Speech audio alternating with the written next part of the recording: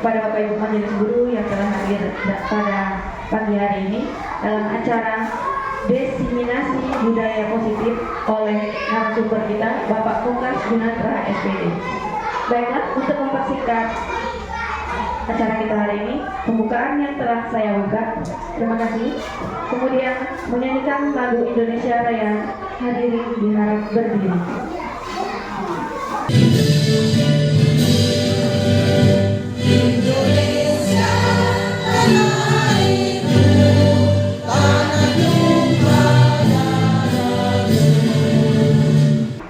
Kata sambutan dari Kepala Sekolah SD 200 atau yang mewakili, dalam hal ini diwakili oleh Ibu Mary SPD. Kepada Ibu kami persilakan.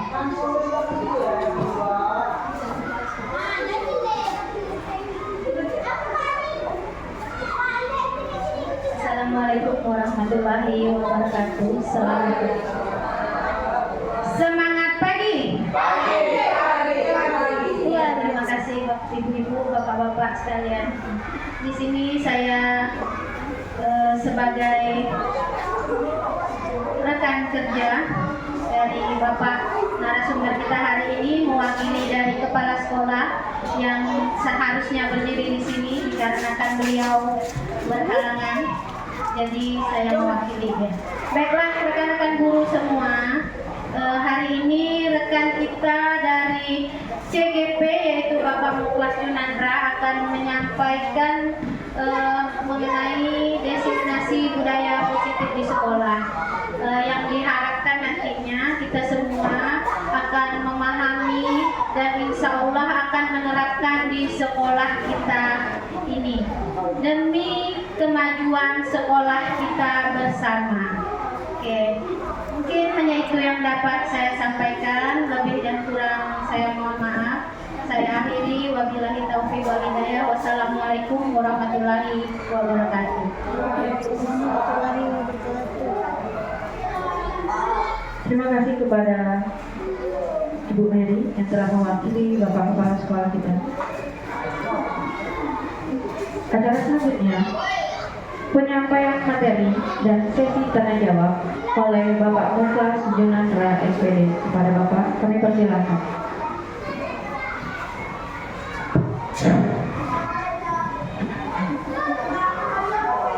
Baiklah Ibu. Assalamualaikum warahmatullahi wabarakatuh.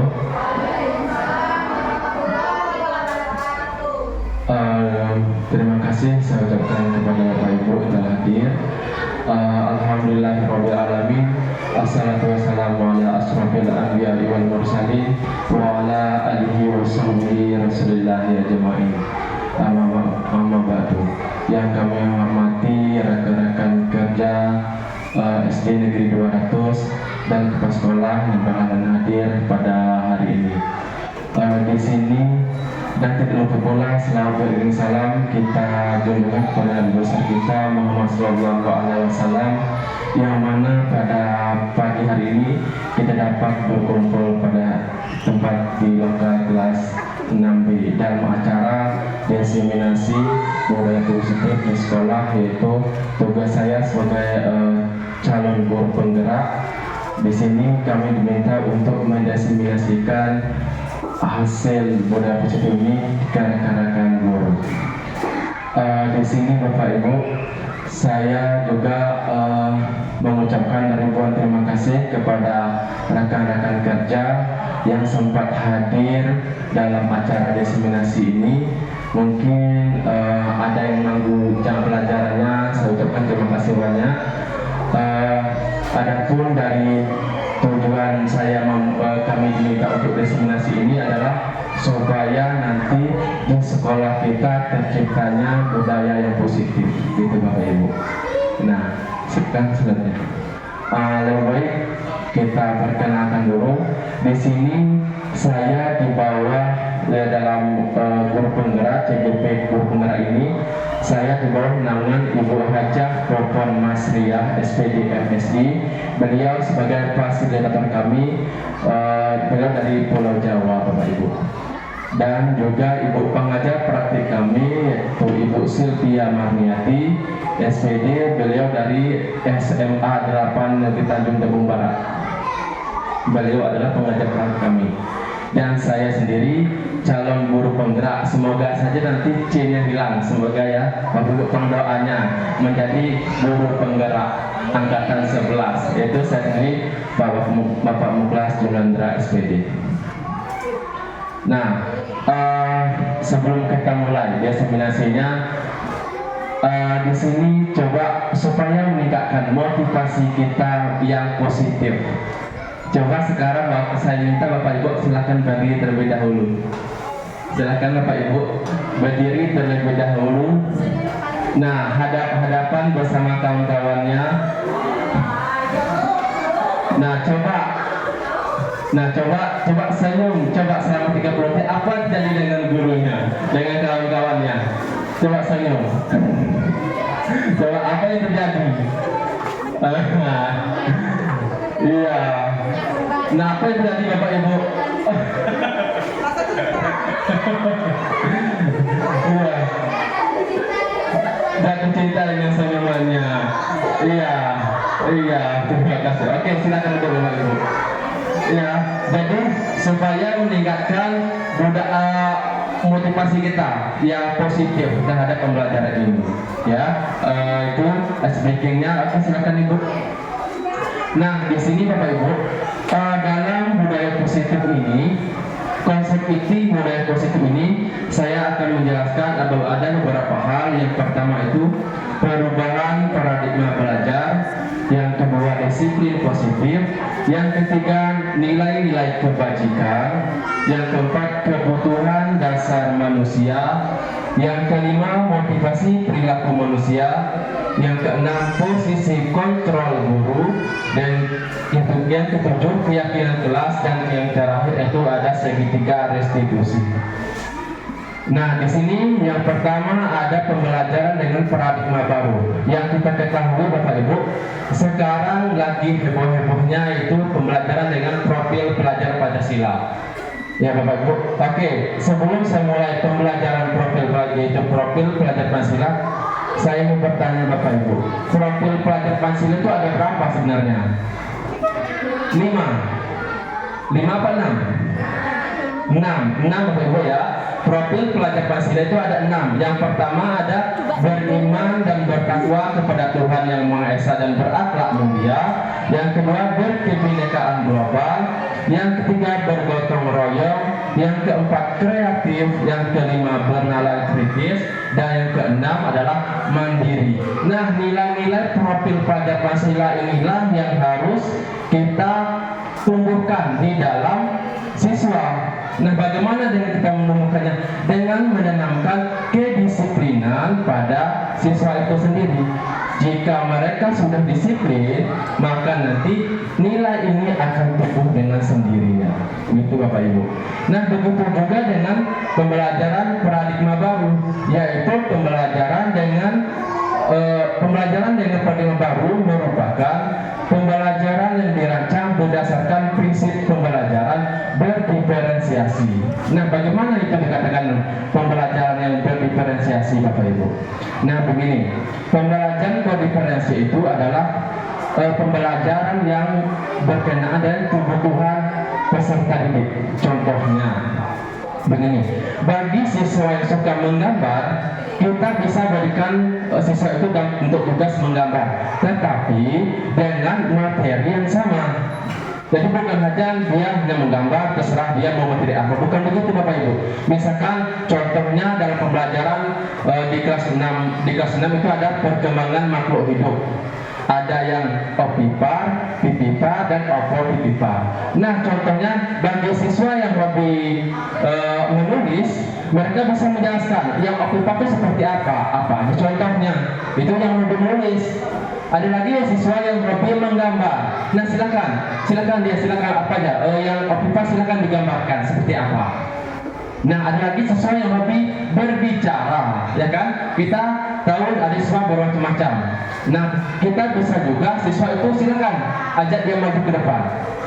Silakan, apa yang mau disampaikan tentang pembelajaran berkembang biakan makhluk hidup. Jadi pembelajaran berdiferensiasi ini itu kita harus tahu apa kebutuhan yang dilakukan, apa yang kebutuhan yang diperlukan oleh murid. Jadi selama ini yang kita lakukan yaitu pembelajaran yang sama. Contohnya, siswa yang tidak suka menggambar, kita paksa dia menggambar. Siswa yang tidak suka menulis, kita paksa dia menulis. Seperti itu Bapak Ibu. Tetapi dalam pembelajaran berdiferensiasi ini adalah kita harus mengetahui kebutuhan murid itu seperti apa. Ada siswa yang hobi menggambar, silakan dengan pembelajaran yang sama. Ada siswa yang hobi menulis, silakan suruh dia menulis. Ada siswa yang hobi berbicara, kita suruh dia untuk berbicara seperti itu. Jadi jangan kita samakan semuanya siswa itu. Begitu juga dengan kita guru. Guru juga mungkin ada yang berbeda. Ada guru yang hobi menulis saja, ada yang hobi berbicara, ada yang hobi hanya menggambar dengan cara menggambar menjelaskannya. Begitulah pembelajaran yang berdiferensiasi. Nah, di sini ada miskonsepsi tentang teori kontrol. Yang pertama, ilusi murid mengontrol murid. Ini maksudnya ini salah Bapak Ibu. Ini kesalahpahaman tentang teori kontrol. Kita sebagai guru, kita selalu mengontrol murid. Kamu ini silakan, kalau kita selalu mengontrol. Bukan seperti itu Bapak Ibu ya. Yang kedua, ilusi bahwa semua pengetahuan positif, efektif dan bermanfaat. Yang ketiga, ilusi bahwa kritik dan membuat rasa bersalah mampu menguatkan karakter. Contohnya seperti ini Bapak Ibu. Kita membuat siswa itu merasa bersalah dengan perkataan kita. Jadi itu dia merasa paling salah. Kita merasa paling mengejek, yaitu kamu itu benar-benar salah. Itu salah Bapak Ibu ya. Itu kesalahpahaman tentang teori kontrol. Dan terakhir, ilusi bahwa orang dewasa berhak memaksa. Nah, dalam pembelajaran kita sebagai guru bisa dikatakan orang yang dewasa, dan anak-anak adalah untuk sebagai memaksa kita memaksa anak. Maksudnya kita memaksa anak, kamu ini harus sana, kamu harus belajar ini, kamu harus ini, kamu ini. Bukan seperti itu. Itu kesalahpahaman tentang teori kontrol. Silakan. Nah, di sini ada mengubah paradigma stimulus respon ke pendekatan teori kontrol. Yang selama ini kita pakai ya Ibu ya, itu adalah stimulus respon.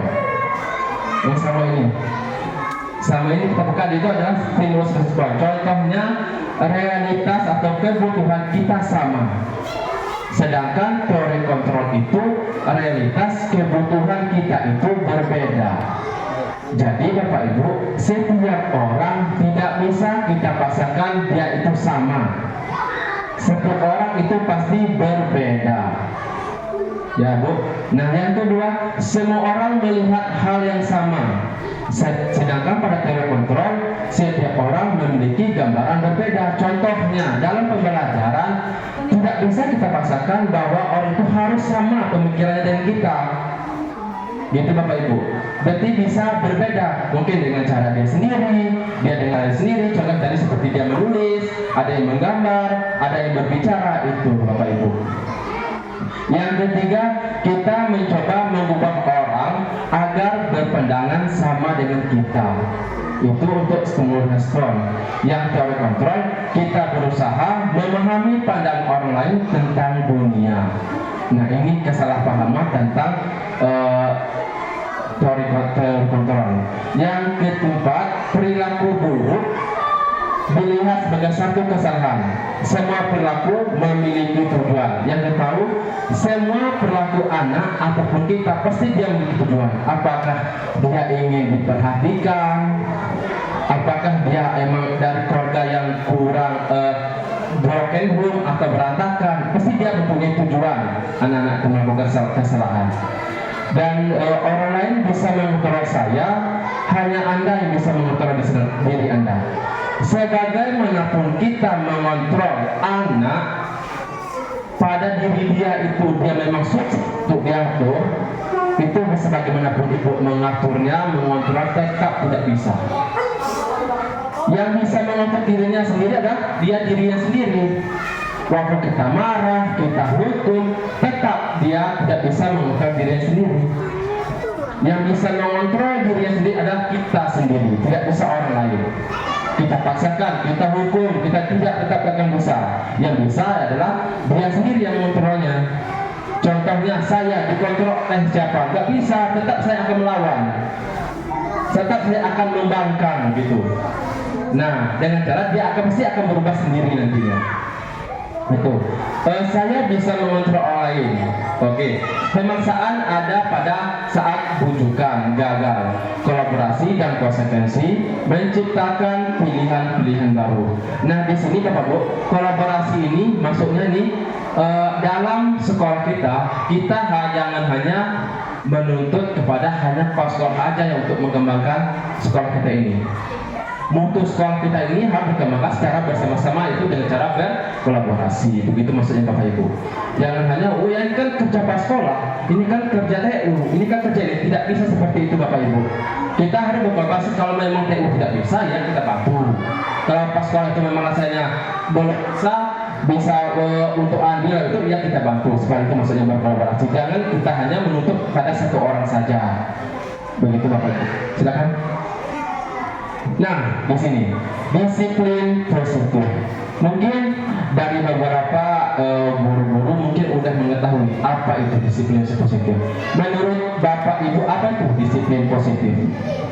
Silakan Ibu ini. Oke, terima kasih. Ini menurut saya ya, disiplin positif itu cara kita sebagai pendidik itu mendisiplinkan anak didik atau peserta didik dengan hal-hal yang positif. Nah, misalnya mungkin seperti ini ya, anak didik kita anjurkan untuk berani untuk maju ke depan, misalnya nih jawab pertanyaan dari kita. Nah, setelah mereka jawab, itu kan suatu hal yang positif juga ya. Nah, kita beri umpan balik atau kita beri respon juga positif kepada anak. Misalnya, oke, kita tepuk tangan ya, misalnya untuk pada tugas sudah berani nih maju, sudah berani nih untuk menjawab pertanyaan. Atau boleh kita kasih bintang ya, misalnya kita kumpulkan bintangnya tuh. Kalau anak jawab satu pertanyaan, kita kasih bintang, nanti kita kumpulkan di akhir semester berapa dapat bintangnya. Nah, seperti itu menurut saya. Oke, terima kasih Ibu Iin. Mungkin ada lagi yang ingin berpendapat apa itu yang dikatakan dengan disiplin positif. Bapak Tri, Ibu Laini, menurut pendapat Ibu apa itu disiplin positif? Silakan.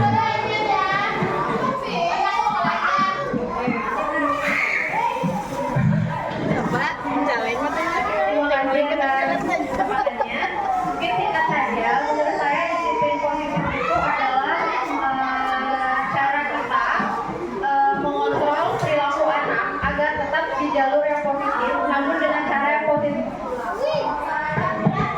Misalnya kan kita biasanya mendisiplinkan anak itu dengan memberikan hukuman misalnya, atau lain sebagainya. Memang tujuannya adalah untuk mendisiplinkan, namun cara yang kita lakukan adalah negatif. Maka itu tidak bisa kita kategorikan kita sebagai disiplin positif, gitu. Jadi disiplin positif itu adalah bagaimana kita sebagai guru itu bisa mengontrol perilaku anak agar tetap di jalan yang baik, namun dengan cara yang positif pula, gitu. Menimbulkan kesadaran pada diri anak itu sendiri bagaimana mereka bisa berperilaku positif tanpa harus mendengarkan paksaan orang lain, seperti itu. Oke.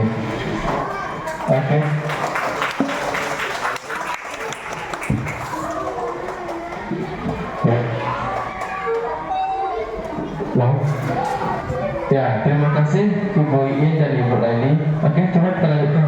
Nah, disiplin positif berasal dari kata disiplina, yang artinya yaitu belajar. Berarti berdisiplin itu artinya kita itu mesti belajar, Bapak Ibu. Belajar. Berarti bukan disiplin udah langsung jadi gitu, masih tahap belajar. Disiplin mengacu pada disiplin diri yang memiliki tanggung jawab tentang apa yang dilakukan berdasarkan nilai-nilai yang diyakini. Disiplin positif yaitu merupakan salah satu cara penerapan disiplin yang bertujuan untuk menumbuhkan kesadaran serta memberdayakan peserta didik tanpa imbalan, penghargaan atau reward, ancaman atau hukuman. Nah, begini Bapak Ibu. yang nggak tahu, ini bukan di sekolah kita saja ya Bapak Ibu ya, mungkin semua sekolah, cara kita mendisiplinkan anak itu dengan cara apa biasanya? Menghukum ya Bapak ya. Rata-rata di semua sekolah itu mendisiplinkan anak itu dengan cara menghukum. Nah ini yang dikatakan bukan positif. Yang positif bagaimana? Ya dengan cara kita menanamkan kedisiplinan pada diri anak itu. Bagaimana cara kita menanamkan disiplin anak? Dengan cara yang tidak cara menghukum tadi, ancaman atau memberikan reward. Itu termasuk juga yang bukan disiplin. Itu ya Bapak Ibu ya. Jadi sebagai pendidik, nah sini untuk guru sebagai pendidik, tujuan kita adalah menciptakan peserta didik yang memiliki disiplin diri sehingga mereka berperilaku mengacu pada nilai-nilai kebajikan universal dan memiliki motivasi intrinsik dalam perubahan perilaku ke arah yang lebih baik. Nah, supaya nanti mereka itu memiliki nilai-nilai kebajikan pada diri sendiri, yaitu seperti disiplin, rasa ingin dicintai, banyak ya kalau untuk nilai kebajikan. Oke, silakan lanjut Ibu ya. Nah, ini nilai-nilai kebajikan, nilai yang disepakati bersama lepas dari suku bangsa, agama, bahasa maupun latar belakangnya. Ini contohnya Bapak Ibu. Contoh profil pelajar Pancasila yaitu ada beriman dan bertakwa kepada Tuhan Yang Maha Esa dan berakhlak mulia, berkebinekaan global, gotong royong, mandiri, kreatif, dan benar kritis. Nah, beriman dan bertakwa ini yaitu bagaimana kita menanamkan iman kepada diri anak itu, percaya kepada diri sendiri. Dan kedua yaitu berakhlak mulia. Yang kedua berkebinekaan global. Mereka terbuka dengan hal-hal baru mereka sendiri. Dan yang kedua ada Eagle Primary Youth Program atau PYP, yaitu nilai kebajikannya toleransi, rasa hormat, integritas, mandiri, menghargai, antusias, empati, keingintahuan, kreativitas, kerjasama, percaya diri, dan komitmen. Itu dari nilai kebajikan PYP. Dan terakhir ada keterampilan hidup atau life skill, dapat dipercaya, lurus hati, pendengar yang aktif, tidak merendahkan orang lain, dan memberikan yang terbaik dari diri. Nah, ini termasuk semua nilai kebajikan.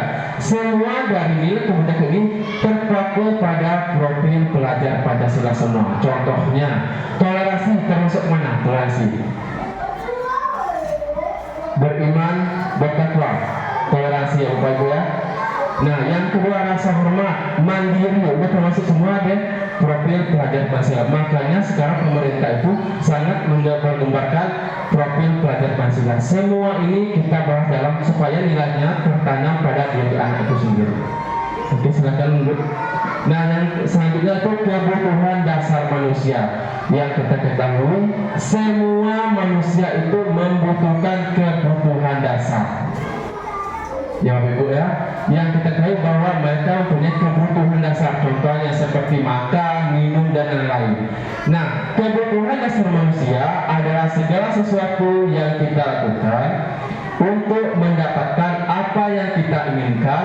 Seluruh tindakan yang kita lakukan memiliki tujuan tertentu, dan semua usaha terbaik yang kita lakukan adalah dalam rangka agar kebutuhan dasar kita terpenuhi dengan baik.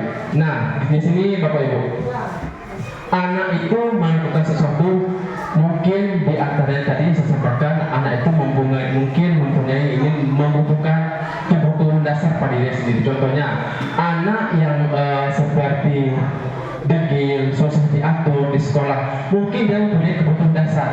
Apakah dia ingin dicintai, disayangi, dan mungkin tidak dapat di rumah, mungkin di sekolah didapatkan. Dengan cara itulah dia memenuhi kebutuhan dasarnya. Gitu Bapak Ibu, itu salah satu contohnya. Oke, silakan lanjut ya. Nah, ini 5 kebutuhan dasar manusia. Yang pertama, bertahan hidup, seperti makanan, pakaian, tempat tinggal, keamanan, dan kesehatan. Itu adalah kebutuhan yang pertama. Kebutuhan yang kedua, kasih sayang dan rasa diterima, yaitu rasa diterima, dipedulikan, berbagi kerjasama, menjadi bagian dalam kelompok. Yang ketiga, penguasaan, harga diri, keinginan untuk dianggap, memimpin, berprestasi, diakui, didengar. Itu kebutuhan dasar untuk penguasaan. Yang keempat, kebebasan, mandiri, memiliki pilihan, mencoba hal baru, mampu mengendalikan arah dan mengendalikan arah dirinya. Dan terakhir itu ada kesenangan, bermain, humor, antusiasme dan tertawa. Inilah kebutuhan dasar yang sangat diperlukan oleh anak-anak. Apakah salah satunya dia ingin bertahan hidup, ataupun ingin dipedulikan atau rasa kasih sayang, ataupun juga ingin kebebasan. Kebebasan ini bukan mereka bebas untuk melanggar sekolah, bukan seperti ya.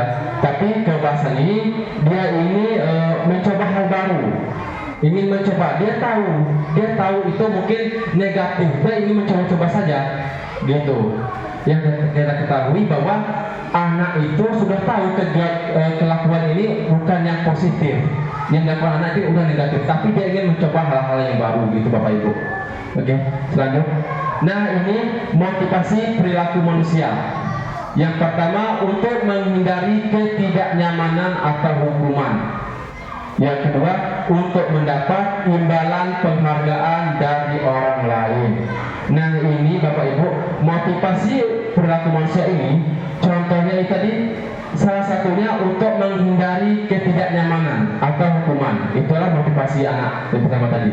Yang kedua, ingin mendapatkan imbalan. Contohnya, nanti kamu kerjakan ini, nanti Bapak kasih ini. Itu tidak menafik ya Bapak Ibu.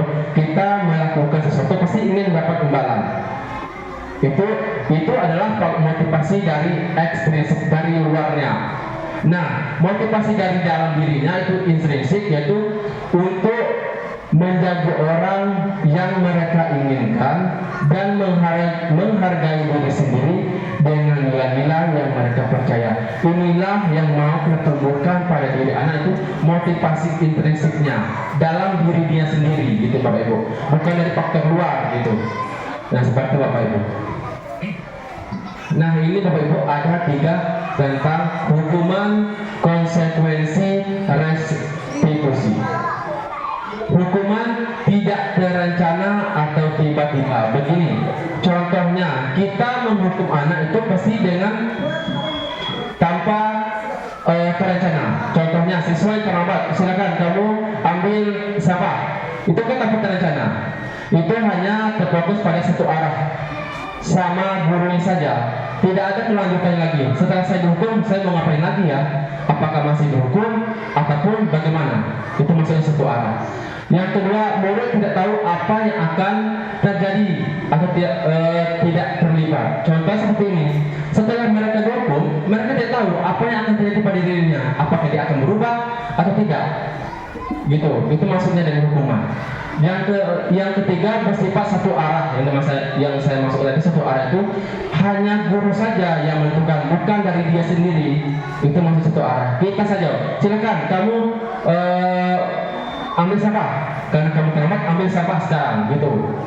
Yang terakhir, berupa hukuman fisik atau psikis. Nah, bagi biasanya rata-rata di sekolah hukuman itu berupa fisik atau psikis. Fisik bisa berarti push up, lari keliling lapangan, ataupun hormat tiang bendera. Itu termasuk hukuman fisik. Yang psikis ini bagaimana? Dengan cara perkataan, Bapak Ibu. Dengan cara perkataan kita menghukum anak. Dengan cara mengeluarkan yang kata tidak baik, gitu, yang membuat anak itu merasa, oh saya dihukum sekali dengan kata ini, gitu. Itu untuk hukuman. Nah, konsekuensi dengan restitusi ini beda tipis Bapak Ibu. Konsekuensi terencana disepakati sesuai dengan peraturan, murid tetap dibuat tidak nyaman, sikap guru selalu memonitor murid. Nah, konsekuensi ini dia terencana, ada kesepakatan antara kedua belah pihak, tetapi ini membuat murid juga tidak nyaman karena dia merasa selalu dimonitor, terus selalu dipantau, gitu. Jadi membuat anak itu tidak nyaman.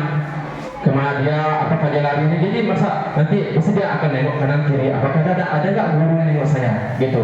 Jadi mereka akan merasa terancam atau dipantau terus gitu.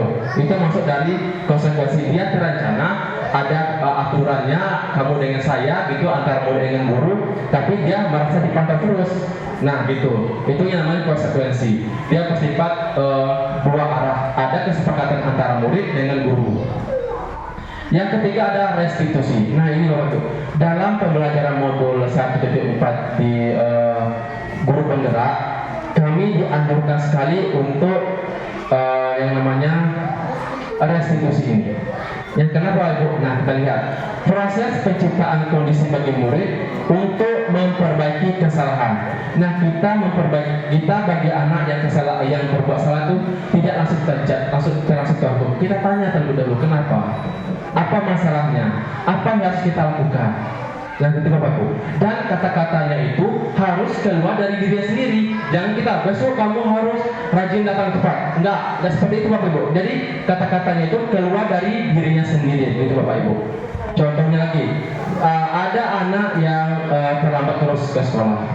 Alasannya dia main game, jadi begadang. Bapak Ibu ya. Jadi apa yang kita lakukan? Jadi untuk anak sendiri itu apa yang harus dilakukan? Kita tanya, kamu terlambat kenapa? Apa alasannya? Oh saya main game Pak, saya begadang. Nah apa solusinya? Nah solusi itu jangan keluar dari mulut kita. Nah dari dia sendiri. Jadi dia meyakini apa yang mereka perbuat. Dan nanti akan lambat laun akan sadar sendiri gitu Bapak Ibu. Jadi jangan hanya kita yang mengucap, tapi usahakan anak yang mengucap perkataan itu. Ya kalau saya terlambat begadang berarti untuk besoknya saya tidak perlu begadang lagi dan tidur lebih cepat. Nah begitu. Dan terakhir, proses kolaboratif yang mengajarkan murid untuk selalu sendiri. Nah mencari solusi sendiri. Dia mencari jawabannya sendiri, bukan kita yang mencari jawabannya gitu Bapak Ibu. Dan yang kelima, posisi kontrol guru. Ada 5 posisi kontrol guru. Yang pertama sebagai penghukum, pembuat rasa bersalah, teman, pemantau dan manajer. Yuk. Posisi kontrol guru pertama sebagai penghukum. Gini Bapak Ibu, yang kita lakukan selalu menghardik, menunjuk-nunjukkan, menyakiti dan menyindir. Itu sebagai penghukum. Nah apa hasilnya? Pasti siswa akan memberontak, mendendam, menyalahkan orang lain. Itu hasilnya nanti. Nah bagaimana dampak dengan murid? Apa yang terjadi dengan murid? Mengulangi lagi kesalahan-kesalahannya berulang-ulang kali kalau kita sebagai penghukum. Itu Bapak Ibu. Dan kedua, membuat orang merasa bersalah. Nah, apa yang dilakukan oleh guru? Dia berkata ya, mengucapkan, berceramah, menunjukkan kecewaan mendalam bagi anak kepada muridnya. Berkata, nah hasilnya guna menyembunyikan, menyangkal dan berbohong. Pasti anak akan mengelak terus. Nah, dan dampak pada muridnya apa? Rendah diri, merasa gagal dan tidak berharga. Contohnya, kamu ini selalu terus membuat ibu tidak nyaman, membuat bapak selalu dipanggil ke kantor. Nah, dia kan merasa bersalah dirinya sendiri. Nah, yang ketiga, sebagai teman. Nah, ini ya Bu, rata-rata di sekolah banyak guru yang memposisikan sebagai teman. Rata-rata banyak sekali ya, banyak sekali.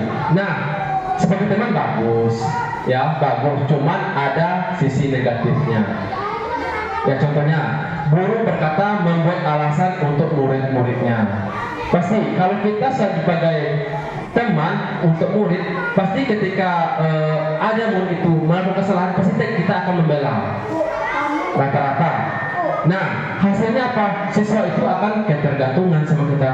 Mereka nanti akan, contohnya, mereka kalau kita ada, dia akan merasa, oh ibu itu ada, bapak itu ada, bantu saya nanti kalau saya melakukan kesalahan. Kalau kita tidak ada, gimana? Dia akan merasa takut. Nah, ketergantungan dia nantinya. Dan dampak pada murid tergantung tidak mandiri dan tidak bisa memutuskan sesuatu. Mereka akan memaksakan kalau ada guru itu, oh saya berani. Kalau ada guru itu, oh saya merasa tertekan gitu. Karena mereka sudah tergantung. Kalau kita marah pun, dia tidak mengerjakan tugas, nggak apa-apa kan guru itu dekat dengan saya. Nah gitu pendapat anak nantinya. Gitu Bapak Ibu ya untuk proses teman.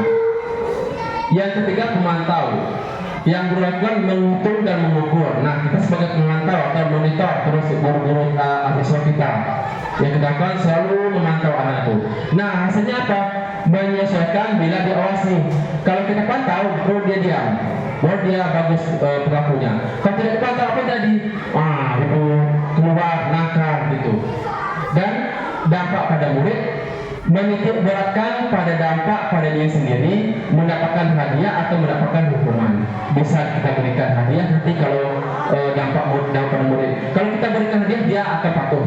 Kalau tidak kita berikan hadiah dia akan melawan atau menyangkal atau berbohong gitu.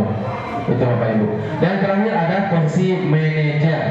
Nah, inilah yang dianjurkan kita sebagai guru itu sebagai posisi manajer ini Bapak Ibu. Yaitu posisi manajer bagaimana? Mengajukan pertanyaan-pertanyaan.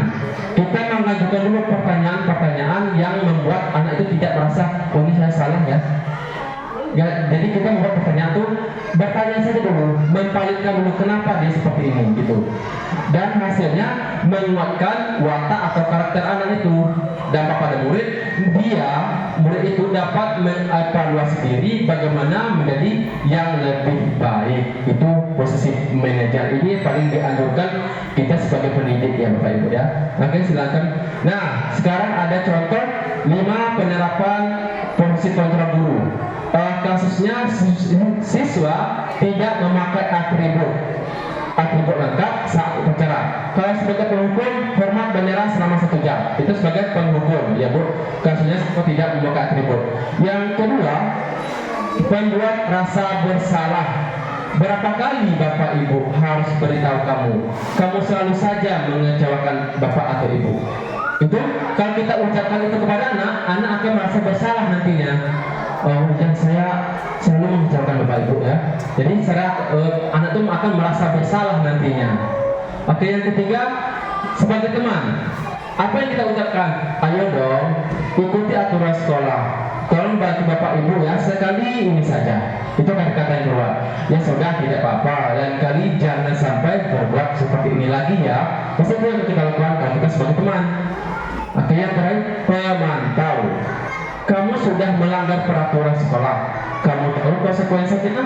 Kita sudah memantau. Setelah upacara, kamu beli atribut ke koperasi dan jangan diulangi lagi. Nah, kita perlu memantau. Berarti, ini selalu tidak memakai atribut lengkap. Berarti kita terus. Berarti pasti akan kita tengok dia terus jadinya nanti. Oke, yang ketiga, manajer. Perkataan yang kita lakukan, apakah kamu tahu kesalahanmu? Itu.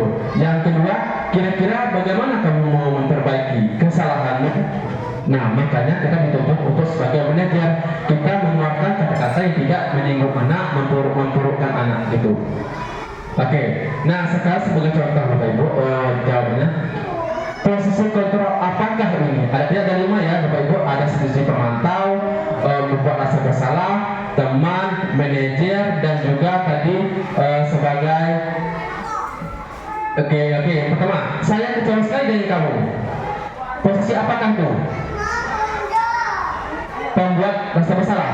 Saya kecewa sekali dengan kamu. Apakah posisi 5 poin tadi? Apakah pemantau, merasa bersalah, teman, ataupun manajer? Saya kecewa sekali dengan kamu. Apakah yang terjadi? Pembuat rasa bersalahkah? Pemantaukah? Saya kecewa sekali dengan kamu. Perkataan kita membuat rasa bersalah ya betul Bapak ya. Nah yang kedua, kamu tidak pernah benar melakukannya. Kamu tidak pernah benar melakukannya. Apakah posisi ada teman, pembuat rasa bersalah, pemantau? Kamu tidak pernah benar melakukannya. Apa?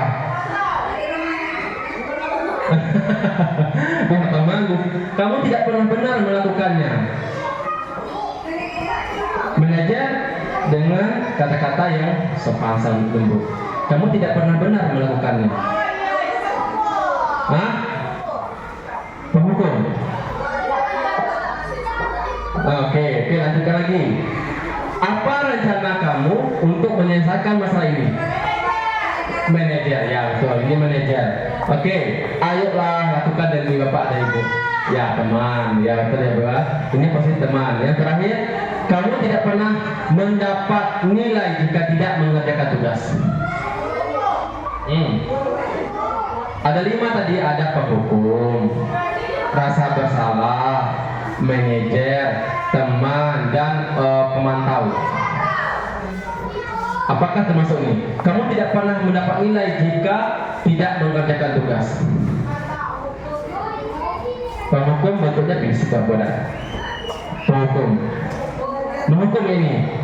Apakah termasuk penghukum ini? Kamu tidak pernah mendapatkan nilai jika tidak mengerjakan tugas. Pemantau, Bapak Ibu ya. Ini termasuk pemantau. Oke. Nah, ini yang paling penting, keyakinan kelas. Kenapa di sini ada pertanyaan? Mengapa keyakinan kelas? Mengapa bukan peraturan kelas? Yang kita buat di sekolah apa Bapak Ibu? Peraturan apa keyakinan? Peraturan Bapak Ibu ya. Nah, oke.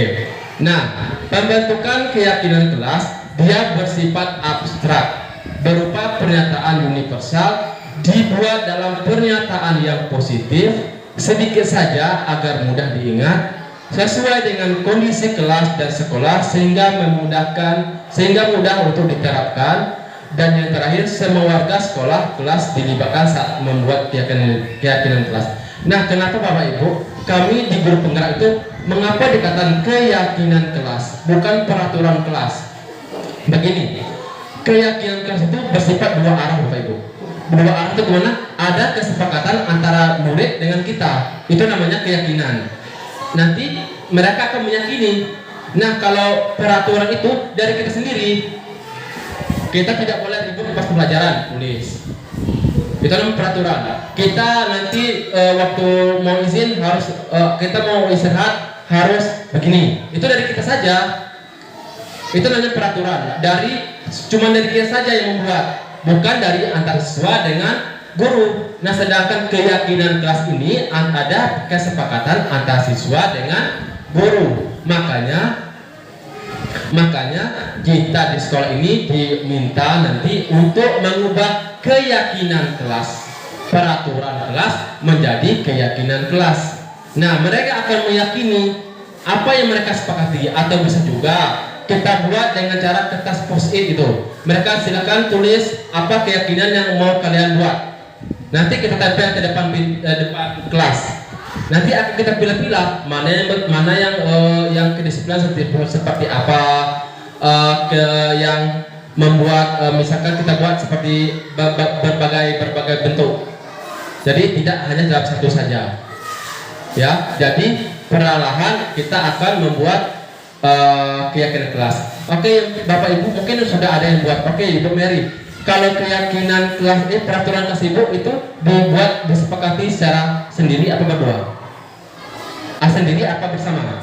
Nah, bersama-sama itu dikatakan dengan keyakinan kelas. Kalau peraturan kelas kita buat secara diri sendiri, kita yang membuat, siswa akan mengikuti. Tapi kalau keyakinan kelas itu dibuat antara ada kesepakatan antara siswa dengan murid. Berarti 2 arah, bukan 1 arah gitu Bapak Ibu. Oke, itu untuk keyakinan kelas. Silakan. Nah, yang terakhir ada segitiga restitusi. Inilah yang dikatakan untuk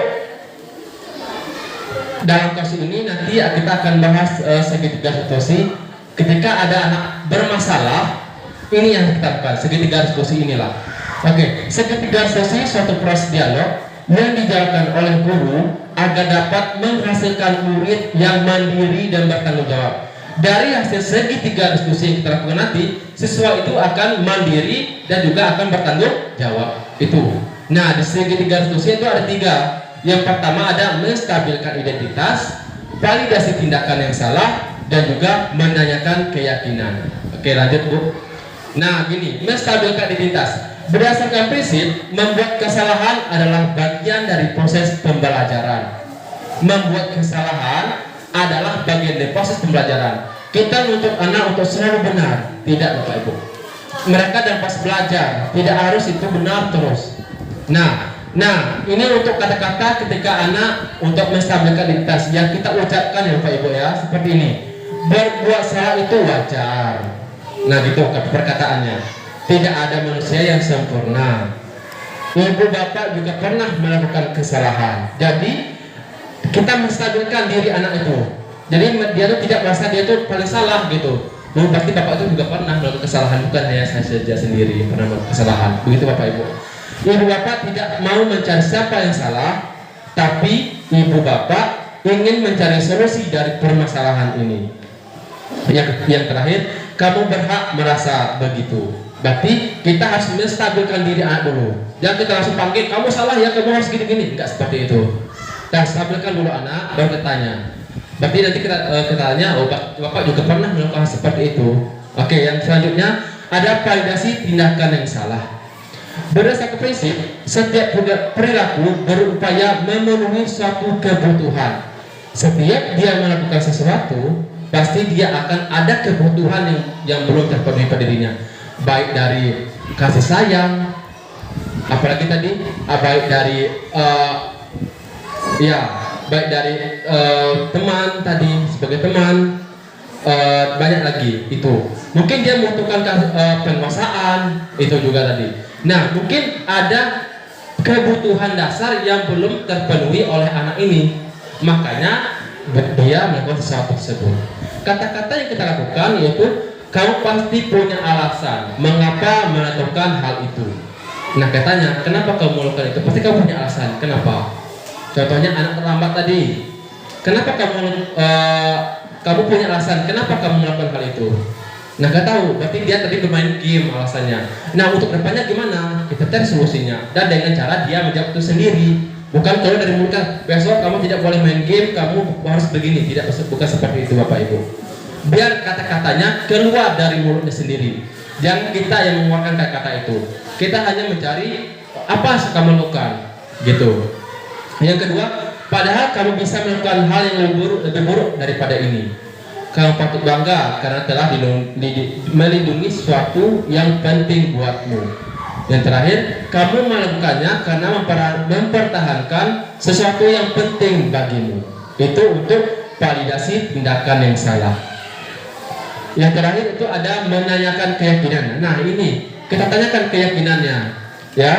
Berdasarkan prinsip teori kontrol bahwa pada dasarnya kita termotivasi secara intrinsik dari dalam diri kita sendiri, ya. Kita menanyakan keyakinan kepada anak. Seperti pertanyaannya, apa keyakinan kelas kita? Nah, tadi kan kita udah membuat keyakinan kelas. Nah, dia akan tahu apa keyakinan kelas kita telah dilanggarnya. Itu. Yang kedua, nilai apa saja yang telah disepakati bersama. Yang ketiga, seperti apa gambaran sebuah kelas yang ideal menurut kamu? Yang terakhir, kamu ingin menjadi orang yang seperti apa? Ini adalah kata-kata untuk kita menstabilkan anak ketika melakukan segitiga restitusi tadi. Ada validasi tindakan yang salah, menstabilkan identitas, dan juga menanyakan keyakinan pada anak. Itu. Nah, ini ada contoh ketika saya melakukan segitiga restitusi kepada anak. Yang saya tanyakan tadi ada menstabilkan identitas, ada validasi tindakan yang salah, dan juga ada tadi yang namanya validasi tindakan, dan juga menanyakan keyakinan. Contohnya ada siswa yang sering datang terlambat ke sekolah. Yang pertama saya lakukan yaitu saya lakukan stabilkan identitas dulu. Apa? Kenapa kamu terlambat? Kenapa? Apa alasannya? Itu yang saya lakukan dulu. Nah, dengan cara yang pertama itu menstabilkan. Oh, berarti Bapak juga pernah melakukan hal yang sama dengan kamu. Yang kedua, validasi tindakan salahnya. Validasi tindakan salah yang apa dilakukan anak itu. Dengan cara kita menanyakan hal-hal yang tadi saya sebutkan tadi. Yang terakhir yaitu dengan cara kita menanyakan keyakinan. Keyakinan kelas apa yang telah kamu langgar? Seperti Bapak. Dia akan tahu nanti. Kata kawan seperti saya telah melanggar kedisiplinan Bapak Ibu, gitu. Apa yang kamu lakukan untuk esok harinya? Oh, saya akan tidur lebih cepat lagi supaya tidak begadang lagi. Seperti itu Bapak Ibu. Ya. Jadi untuk diseminasinya sampai di sini, hanya sampai di sini. Mungkin dari Bapak Ibu mungkin ada yang mau bertanya tentang disiplin positif ini. Oke, mengenai miskonsepsi tentang teori kontrol ini yang poin ilusi bahwa kritik dan membuat rasa bersalah mampu menguatkan karakter, itu yang mestinya ya. Nah ini bagaimana Pak Muklas nih, menurut Pak Muklas ya, memang anak didik nih kadang kebutuhannya itu berbeda-beda ya. Ada yang kita tegur sedikit sudah nurut, ada yang kita tegur berulang-ulang masih saja. Nah kadang kita sebagai guru kan di luar kontrol emosi kita kan, kita juga bisa kadang menghadapi anak ya, mengancam. Kalau dia enggak bisa dia kok keluar, nanti ibu hukum. Nah seperti itu kan. Kadang kalau kita terlalu lembutin ini ya, kadang dia melawan sama kita, tidak mau nurut. Nah itu bagaimana menurut Pak Muklas? Apakah miskonsepsi yang saya lakukan tentang teori kontrol itu salah sepenuhnya, atau bagaimana menurut Pak Muklas? Karena ini orang tua murid juga, Bu, jangan terlalu lembut ya ngajarnya, marahin anak kami tuh kalau anak kami salah pukul lah Bu. Nah, gimana menurut Pak Muklas? Oke, terima kasih Bu Iin. Teori kontrol ini kesalahpahaman Bapak Ibu ya. Ada ilusi bahwa kritik dan membuat rasa bersalah mampu menguatkan karakter. Ini kesalahpahaman tadi saya sampaikan. Yang perlu kita lakukan Bapak Ibu ketika kita mengancam jadinya Bu ya, mengancam anak itu. Jadi tidak akan membuat siswa itu merasa nanti akan berubah. Percayalah, dengan cara kita mengancam pasti dia akan mengulang lagi kesalahannya. Ya, yang perlu kita lakukan itu menanamkan disiplin pada diri anak itu. Kalau disiplin itu udah tertanam pada anak, mau bagaimanapun pasti dia akan berbuat baik. Dia akan meyakini nilai-nilai yang ada dalam dirinya sendiri. Gitu. Yang perlu kita lakukan adalah meyakini anak dengan cara penerapan mendisiplinkan anak. Gitu Bapak Ibu. Kalau disiplin udah tertanam pada dirinya, apapun yang kita lakukan pasti dia akan mengikuti aturan sekolah yang ada. Apalagi yang dikatakan Ibu tadi dengan cara mengancam. Kalau dia sudah disiplin, tidak akan dia ribut lagi. Gitu Bapak Ibu. Yang perlu kita lakukan adalah mendisiplinkan anak tertanam dalam dirinya, gitu Bapak Ibu. Itu berarti yang harus kita lakukan, mendisiplinkan anak dengan cara menanamkan disiplin pada dirinya. Gitu. Nah, apakah teori ini salah yang dikatakan oleh Bu Iin tadi? Apakah teori ini salah? Kalau menurut dan tentang materi ini salah Bapak Ibu. Yang kita lakukan itu salah. Yang di sini maksud dari disiplin positif ini adalah mengajarkan anak dengan cara menghukum, dengan cara tidak mengancam. Itu kita menanyakan dengan cara anak supaya anak itu patuh, tetapi dengan cara tidak menghukum, mengancam gitu Bapak Ibu. Itu namanya disiplin positif. Kita menanamkan diri pada dirinya itu disiplin. Bagaimana dia disiplin? Kalau dalam dirinya udah tertanam disiplin itu, nah bagaimanapun kita bagaimanapun anak itu pasti dia akan tetap disiplin. Ya. Jadi Bapak Ibu, yang kita lakukan itu adalah mendisiplinkan anak dulu. Kalau disiplin udah tertanam, berarti dia akan mudah untuk diatur. Gitu Bapak Ibu. Itu Bu ini. Ya, terima kasih Bu. Mungkin ada lagi yang ingin bertanya, silakan Bapak Ibu. Nah ini Pak, kan keyakinan kelas ini mungkin baru muncul sekarang enggak gitu. Kalau dulu itu kan ada namanya kesepakatan kelas. Nah, kira-kira apa perbedaan dari kesepakatan kelas? Ya, tadi saya terima kasih Ibu Putri. Pertanyaan Ibu Putri, apa yang membedakan antara keyakinan kelas dengan peraturan kelas? Kesepakatan kelas, keyakinan kelas atau kesepakatan kelas. Yang kita ketahui selama ini, yang kita buat itu ada kesepakatan kelas ya Bu ya. Ya. Selama ini sebelum saya mengikuti calon guru penggerak ini, yang saya lakukan sama dengan Bu Putri itu membuat kesepakatan kelas. Dia buat kesepakatan kelas dengan cara berdiskusi dengan anak ya kan Bu ya. Berdiskusi dengan anak, lalu hasilnya nanti akan kita pilih-pilih, lalu kita tulis atau kita tulis, tempelkan di depan atau belakang sebagai bukti. Berarti nanti kesepakatan kelas kita seperti ini untuk dipatuhi oleh anak, gitu seperti itu Bu ya.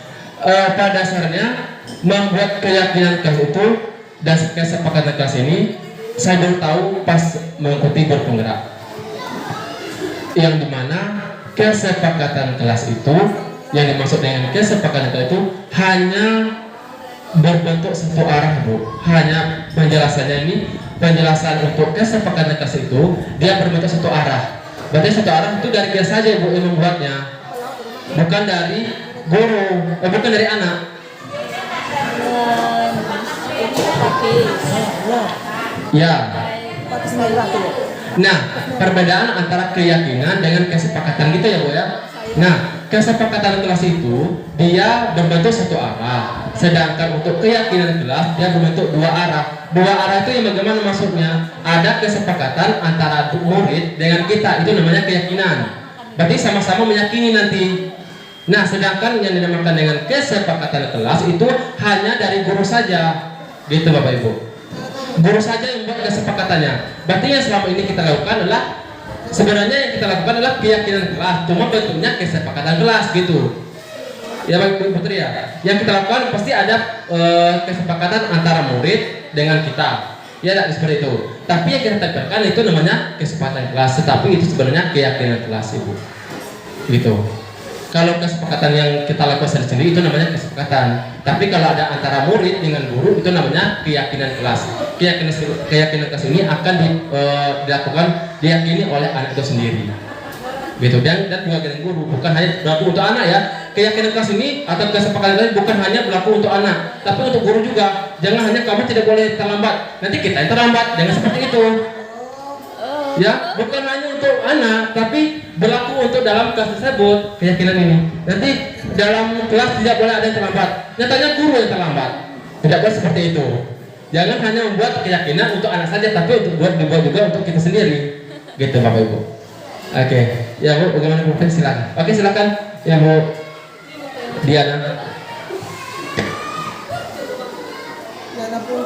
Bismillahirrahmanirrahim. Terima kasih. Terima kasih untuk kesempatannya. Masih di ini Pak ya, di keyakinan dan kesepakatan. Mungkin sejauh yang kita dengar masih ada penolakan bahwa keyakinan dan kesepakatan itu satu arah ataupun dua arah dalam pikiran saya. Salah teman-teman yang lain ya. Kesepakatan itu sebenarnya, sepakat itu artinya dari dua belah pihak. Oke, kita sepakati itu dulu ya. Sepakat berarti kan dua belah pihak menyepakati sesuatu, sepakat ini namanya. Tetap dua arah, kunci, close point ya. Kemudian keyakinan. Nah, kalau keyakinan ini malah saya ngerasa ini malah satu arah. Seperti kita contohkan keyakinan kita kepada Tuhan yang Maha Kuasa. Tidak ada lagi yang membantah karena udah yakin bulat. Apapun itu ceritanya, aku udah yakinnya ini ke Tuhan aku satu arah malahan. Jadi kalau penjelasan satu arah dan dua arah, ya menurut saya nih Pak Poklas ya, begitu dan teman-teman yang lain. Tetapi kalau dalamnya konotasi bahasa sepakat dan yakin itu untuk melakukan suatu hal, yakin itu lebih dalam konotasinya untuk melakukan sesuatu. Karena kalau udah yakin, apapun itu kejadiannya pasti dilakukannya, ya kan? Tapi kalau hanya sepakat saja, mungkin dalam kesepakatan tersebut kalah voting, bisa jadi mau nggak mau harus diikuti.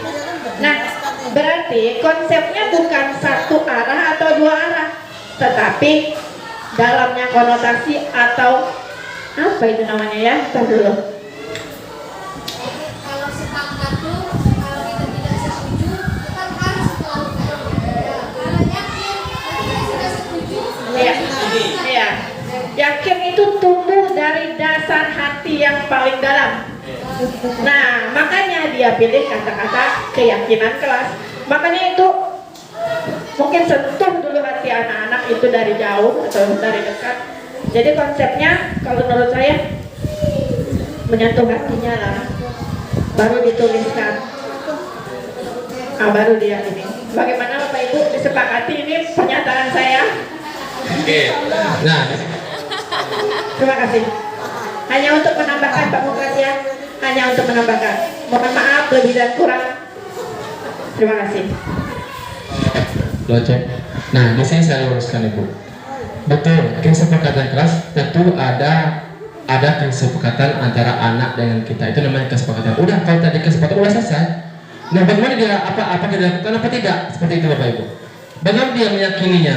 Udah kita buat, oke, sudah sepakat ya, sepakat sudah. Apakah dia yakini nggak tidak? Tidak akan nanti, pasti akan dilanggar juga. Nah, maksud saya di sini meyakini keyakinan ke sini. Setelah dibuat kesepakatan antara murid dengan siswa, mereka akan meyakini nilai yang ada depan yang ditulis tadi. Contohnya tadi, siswa tidak boleh terlambat. Dia udah sepakat nih, kita juga udah sepakat. Lalu dia akan meyakini hal yang disepakati tadi. Nah, itu makanya dikatakan keyakinan kelas. Kalau saya terlambat, saya tentu akan malu dengan kawan-kawan yang lain. Kalau saya sering jarang hadir, mungkin saya dikatain kawan. Nanti dia akan malu sendiri. Itu makanya dikatakan yang keyakinan kelas. Kalau kesepakatan kelas, dia hanya bentuk kesepakatan antara kamu dengan murid dengan kita. Udah selesai. Tidak ada keyakinannya apa yang dia patuhkan dalam hatinya gitu. Kalau tidak berkenan lagi, saya simpulkan maksud dari tujuan budaya positif ini adalah bagaimana kita menumbuhkan dalam diri anak itu kedisiplinan yang tidak nanti akan membuat kita ini sebagai penghukum gitu Bapak Ibu.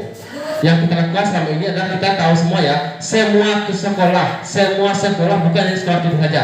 Rata-rata mendisiplinkan anak itu dengan cara menghukum, itu udah pasti. Ya, tapi kenyataannya sebenarnya yang dilakukan itu bukan salah, tapi belum tepat. Yang dilakukan adalah dengan cara manajerkan anak, dengan cara menumbuhkan disiplin pada diri anak tersebut. Itu Bapak Ibu.